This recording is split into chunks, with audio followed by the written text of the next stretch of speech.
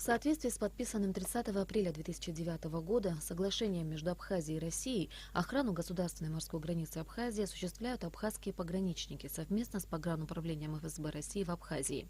И вот еще один важный договор подписан между правительством Абхазии и Государственным научно-исследовательским навигационно-гидрофизическим институтом России.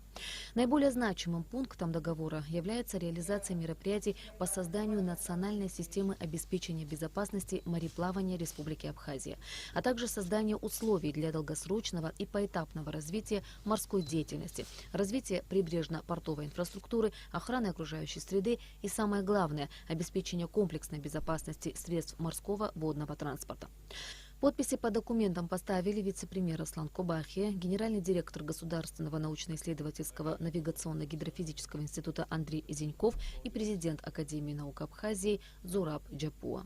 Благодаря нашим стратегическим партнерам, благодаря той декларации, которую мы сегодня подписали, запущен механизм, который обязательно в ближайшее время уже на практическую плоскость сядет. К нам будут заходить и корабли, и безопасность мореплавания будет на все 100% обеспечена.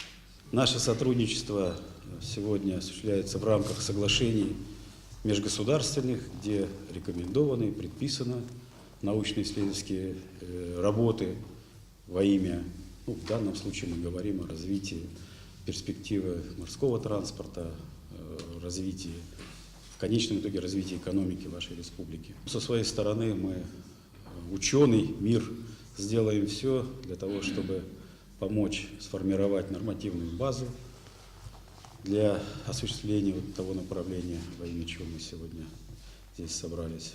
Реализация договора даст возможность не только обеспечить безопасность мореплавания, но и решить приоритетные задачи социально-экономического развития Абхазии. И это имеет большое значение для нашей страны. Этот документ является очень важным и для экономики страны, и для ее развития и в политическом, и даже в экологическом плане, потому что одной из частей безопасности мореплавания – это обеспечение безопасности морской среды в экологическом плане, обеспечение мореплавания необходимыми гидрометеорологическими данными, мониторинговыми данными по морской среде.